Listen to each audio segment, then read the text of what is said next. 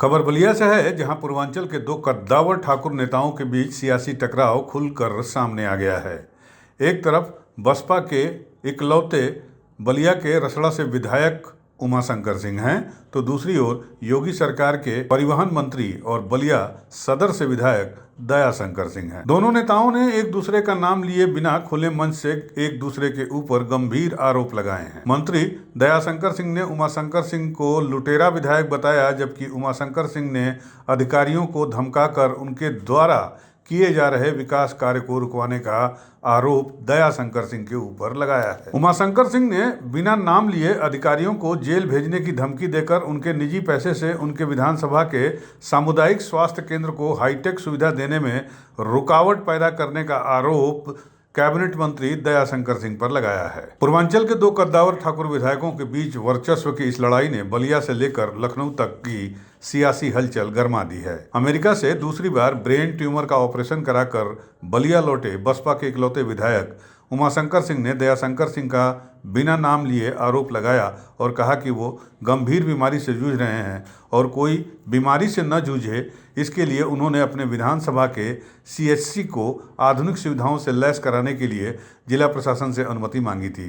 पहले तो मना कर दिया गया, फिर डीएम के जरिए शासन से एनओसी मिल गई, लेकिन उन्होंने जैसे ही उस सीएचसी अस्पताल में विकास काम शुरू कराया तो अधिकारियों को जेल भेजने और मारने पीटने की धमकी देकर एनओसी को निरस्त कराकर विकास कार्य को रोकने का काम उनके द्वारा किया गया। उमाशंकर सिंह ने पूछा कि विपक्ष के विधायक को विकास कराने का भी हक नहीं, वह भी सरकारी नहीं, अपने निजी पैसे से। उसी तरह से बलिया विकास में भी एक नंबर पर रहे, ये मेरा हमेशा प्रयास रहा है, करता रहता हूँ। लेकिन उसी में हम नहीं समझ पाते हैं, कुछ हमारे माननीय नेताजी लोग कुछ विकास कार्य करें चाहे न करें, लेकिन दूसरे का पैर जरूर खींचते हैं, उस पर उन लोगों को मज़ा आता है।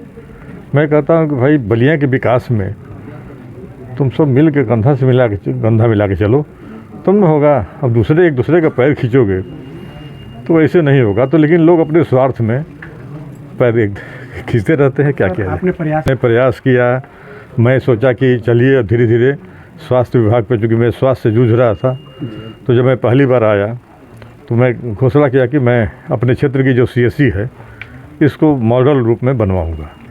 मैंने कहा कि जो भी होगा सब अपने तरफ से, मैं कहा कि अपने खर्चे बनवाऊंगा। कुछ मशीन इक्विपमेंट्स हैं जो अगर उसको भी ख़रीदा जाएगा, अगर निधि में प्रोविज़न नहीं होगा तो फिर भी मैं जो है अपने दोस्त मित्रों से अपने माध्यम से उसको ख़रीद के वहाँ जाँच मशीनें वगैरह सब लगवाएंगे। लेकिन जैसे ही काम शुरू हुआ तो स्वास्थ्य विभाग के लोगों ने काम रोक दिया, कहा कि एनओसी चाहिए। फिर जिलाधिकारी महोदय सब लोग मिल करके ये लोग संस्तुति करके उत्तर प्रदेश सरकार को भेजे। फिर यहाँ से एनओसी जारी हुआ। अब एनओसी जारी करके सीएमओ ने एनओसी जारी किया, अब फिर सीएमओ ने एनओसी को 2 दिन बाद जैसे काम लगा निरस्त कर दिए।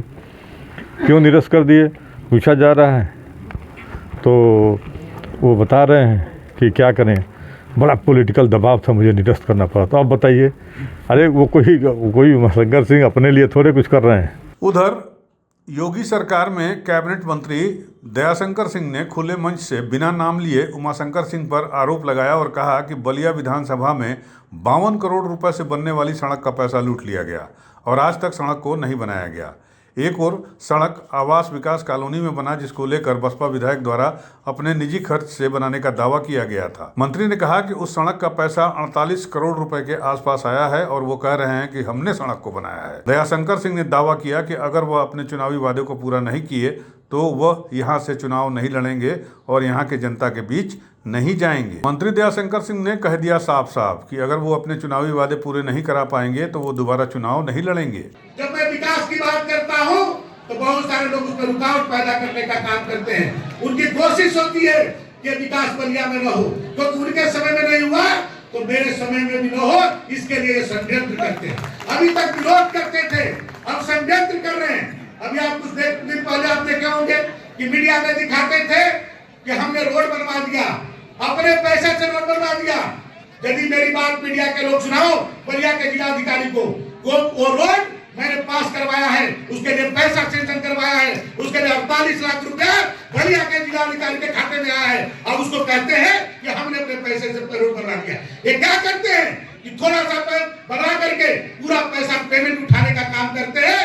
मेरे विधानसभा का 52 करोड़ रुपया उठा लिए और आज तक वो सड़क कभी पूरी नहीं हुई, आज तक नाली नहीं बनी, आज तक सड़कें पूरी नहीं हुई।